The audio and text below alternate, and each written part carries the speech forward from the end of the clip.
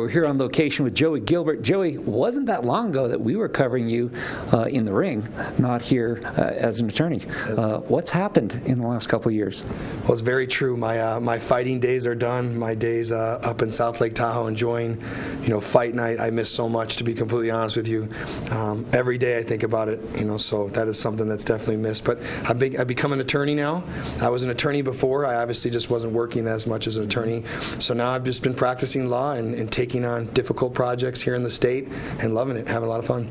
Officially retired in 2011, did I get that right? Yes, I did. I officially retired in 2011. My last fight was 2010, and then I wanted to wait, give myself a couple months, and make a decision. I made a decision to retire. A lot's changed in our community since 2010, 2011. Yeah. What are some of the issues that you're seeing? Why are some of your clients coming to you?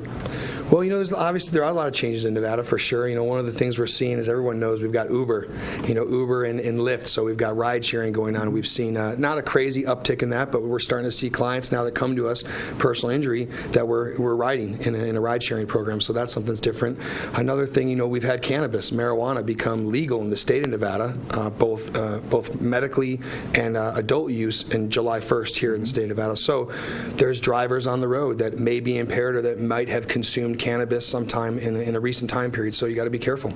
It's kind of confusing. Being in Lake Tahoe, you're dealing with California laws and legislation as well as Nevada. You cover both?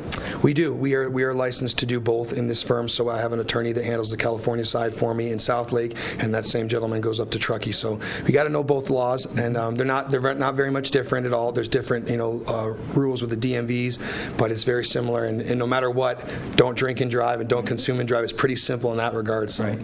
We were talking about some of the creative with some of our advertising partners. You were pretty knowledgeable there from a state level standpoint, and what some of the guidelines and regulations are, as well as from an advertising exposure standpoint.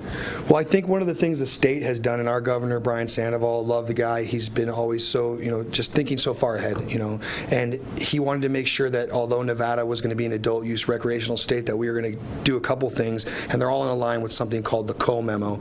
But he wants to make sure, first and foremost, that this stuff does not make its way to children. That's one of our biggest things here, from the packaging, the labeling, the way it's transported. Everything was done with the mindset of security and with keeping it away from minors. So one of the things you want to take from that is you can't have packaging or advertisements that are enticing. So you don't want to have things that look like candies, stuff that kids would be familiar to them, so they might pick it up and try and eat it. So a lot of that has to deal with the way the package is aesthetically, can't be see-through. You can't have, like I said, candy names to it, shapes of toys, shapes of different cartoons and whatnot. So that's been something I think needed to happen. I'm actually really glad that our packaging regulations here are as strong as they are.